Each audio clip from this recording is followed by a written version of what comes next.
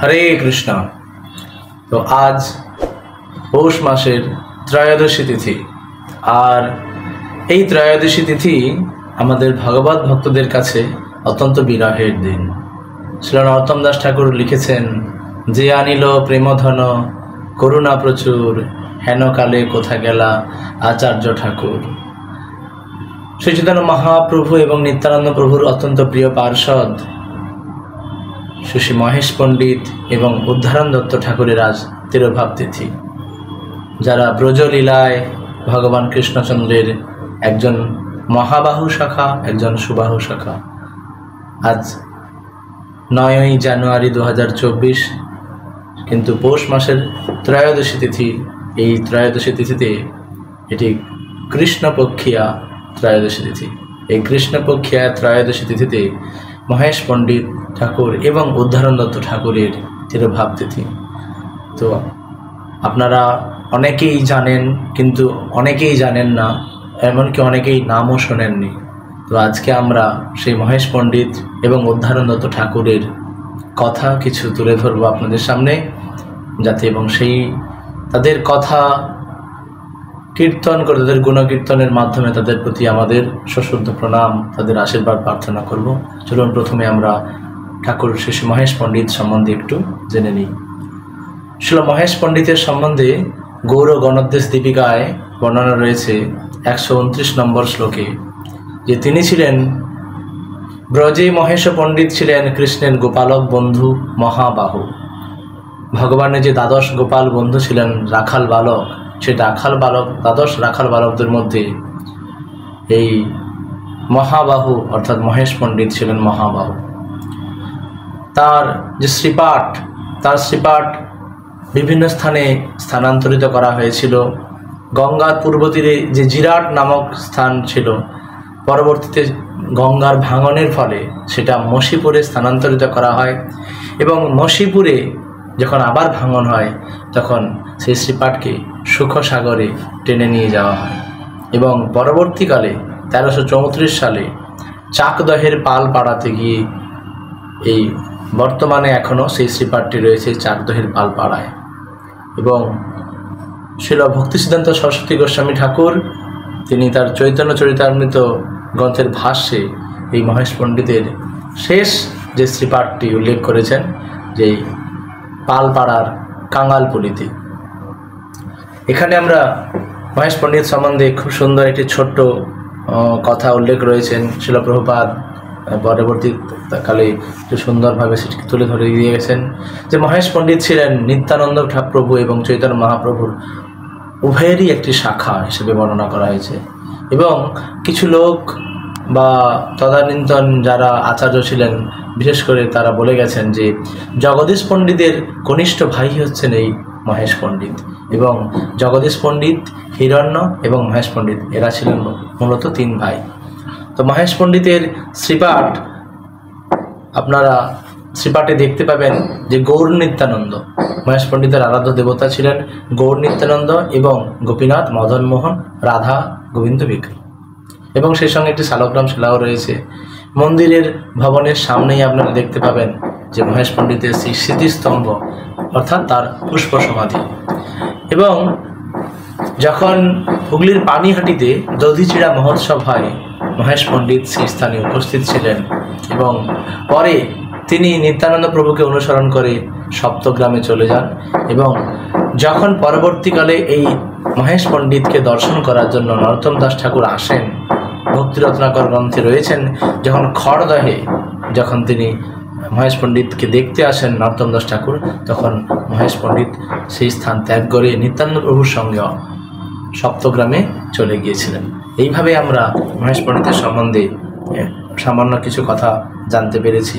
এবং মহেশ পণ্ডিতের একটি উল্লেখযোগ্য যে বৈশিষ্ট্য উল্লেখ করেছেন এখানে চৈতন্য চরিতামৃতের অন্তলীলায়, যে মহেশ পণ্ডিত যখন নৃত্য করতেন তখন জগঝম্পের সঙ্গে মহেশ পণ্ডিত এমন নৃত্য করতেন যে মনে হতো যেন কোনো নেশাগ্রস্ত মানুষ পাগলের মতো উদ্দাম নৃত্য করছে। এমন ছিলেন মহেশ পণ্ডিতের নৃত্যশৈলী। এবং মহেশ পণ্ডিত ছিলেন ভগবানের এর ব্রজলীলায় একজন মহান গোপবালক কৃষ্ণের প্রতি ভালোবাসায় তিনি এইভাবে পাগলের মতো নাচতে থাকতেন। চৈতন্য ভাগবতে শ্রীল বৃন্দাবন দাস ঠাকুর উল্লেখ করেছেন যে মহেশ পণ্ডিত হচ্ছেন পরম মহান্ত। জয় শ্রী মহেশ পণ্ডিত ঠাকুরের জয় হোক। এরপরে আমরা শ্রীল উদ্ধারণ দত্ত ঠাকুরের কথা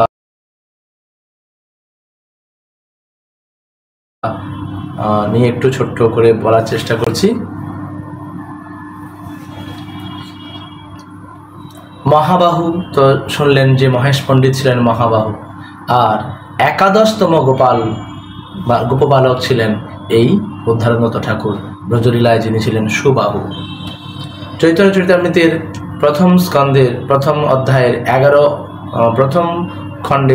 অধ্যায়ের 41 নম্বর শ্লোকে উল্লেখ রয়েছে যে তিনি নিত্যানন্দ প্রভুর চরণ কমল সেবা করার জন্য সম্পূর্ণ নিজেকে উৎসর্গ করে দিয়েছিলেন। তিনি হচ্ছেন এই উদ্ধারণদত্ত ঠাকুর।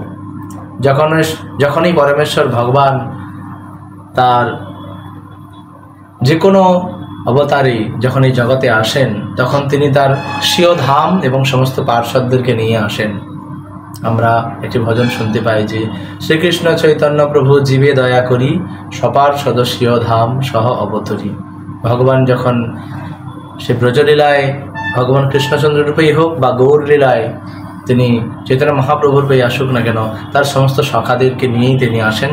তো উদ্ধারণদত্ত ঠাকুরও সেই দ্বাদশ যে গোপবালক ছিলেন ভগবানের, অনেক গোপবালকদের মধ্যে তিনি ছিলেন 11তম গোপবালক। অর্থাৎ ভগবান যখন এক এক করে প্রত্যেকের নাম ধরে রাখতেন, ঠিক 11 নম্বরে, অর্থাৎ যেন ঠিক রোল কল করা হতো স্কুলের ছাত্রদের মতো, তো ভগবান এরকম মজা করে প্রত্যেকে ডাকতেন। এবং সেই একাদশতম অর্থাৎ 11 নম্বরে যার নাম থাকতো তিনি হচ্ছেন এই সুবাহু, যিনি গৌরলীলায় উদ্ধারণ দত্ত ঠাকুর। তো এই উদ্ধারণ দত্ত ঠাকুরের সম্বন্ধে বেশি কিছু আমরা পাইনি, তবু আপনাদের যেটুকু বলার চেষ্টা করছি যে নিত্যানন্দ প্রভু যখন খড়দহে ছিলেন তখন তার সহযোগীরাও তার সঙ্গে এই সপ্তগ্রামে আসেন, এবং এই সপ্তগ্রাম ছিল 7টি ঋষির আবাস এবং 7টি ঋষির আবাস, এবং এটিকে ত্রিবেণী ঘাট, সারা পৃথিবী থেকে ত্রিবেণী ঘাট বলা হয়। এই ত্রিবেণী ঘাট হচ্ছে জাহ্নবী, গঙ্গা, যমুনা এবং সরস্বতী, এই ত্রিবেণী সঙ্গমে থাকতেন। এবং উদ্ধারণ দত্তের যে মন্দির, স্মৃতি মন্দির এই ত্রিবেণী সঙ্গমের কাছেই রয়েছে। এবং নিত্যানন্দ প্রভু তার সমস্ত সহযোগী এবং উদ্ধারণ ঠাকুরকে নিয়ে এই ত্রিবেণী সঙ্গমে জল ক্রীড়া করতেন। তিনি তার দেহ, মন, কায়, মন ও বাক্যে তিনি নিত্যানন্দ প্রভুর চরণ কমলের সেবা করতেন। অর্থাৎ ভগবান শেষ নাগ বা স্বয়ং নিত্যানন্দ প্রভুর প্রধান সেবক ছিলেন এই উদ্ধারণদত্ত ঠাকুর বলতে পারেন। এখানে উল্লেখ রয়েছে চৈতন্য চরিতামৃতে উল্লেখ করা রয়েছে অন্তলীলায় 5ম অধ্যায় 443 নম্বর থেকে 61 নম্বর শ্লোকের মধ্যে উল্লেখ রয়েছে যে নিত্যানন্দ প্রভুর মহান প্রধান সেবক ছিলেন এই উদ্ধারণদত্ত ঠাকুর, যিনি দেহ, মন এবং বাক্য অর্থাৎ কায়, মন, বাক্য দিয়ে নিত্যানন্দ প্রভুর সে পাদপদ্মে সেবা করতেন। তিনি অত্যন্ত সৌভাগ্যবান ছিলেন এই উদ্ধারণদত্ত ঠাকুর, কেননা তিনি শাশ্বত রূপে স্বয়ং নিত্যানন্দ প্রভু, স্বয়ং বলরাম, স্বয়ং শেষ নাগের সেবা করার সুযোগ পেয়েছিলেন। শুধু এই কৃষ্ণ অবতারে সুবাহু বা গৌর অবতারে উদ্ধারণদত্ত ঠাকুর নয়, তিনি যতবারই ভগবানের পৃথিবীতে লীলাবিলাস করতে এসেছেন, তিনি প্রতিবারে নিত্যানন্দের শাশ্বত পার্শ্বদ হিসাবে, নিত্যানন্দের প্রধান সেবক হিসাবেই তিনি জন্মগ্রহণ করেছেন, আবির্ভূত হয়েছেন।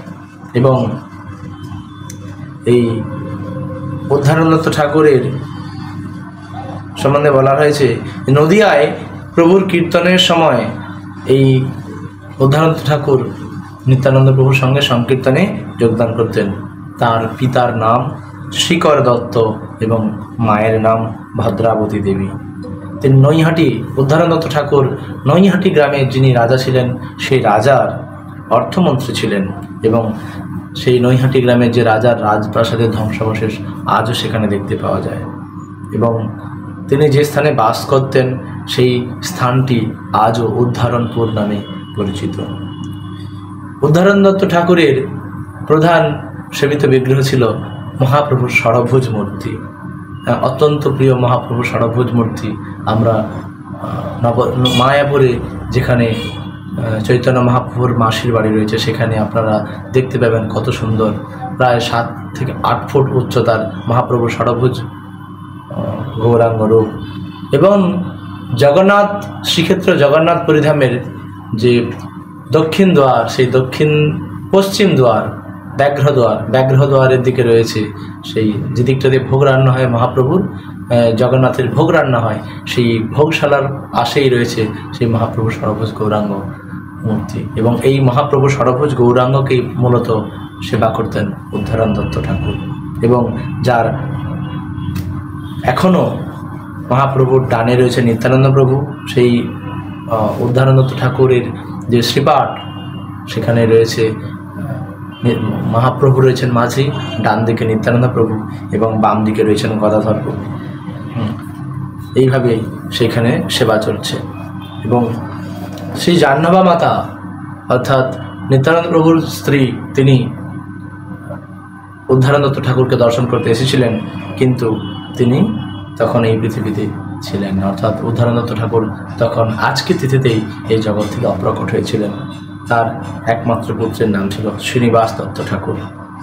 আপনারা যারা ব্যান্ডেল এবং বর্ধমান রুট দিয়ে যারা যাতায়াত করেন তারা জানবেন যে সপ্তগ্রাম যে স্টেশন, সেই সপ্তগ্রাম স্টেশন থেকেই এই উদ্ধারণপুর যাওয়া যায়, যেখানে আজও সুন্দর করে উদ্ধারণ দত্ত ঠাকুরের সমাধি মন্দির, তার আরাধ্য যে বিগ্রহ সেগুলি রয়েছে।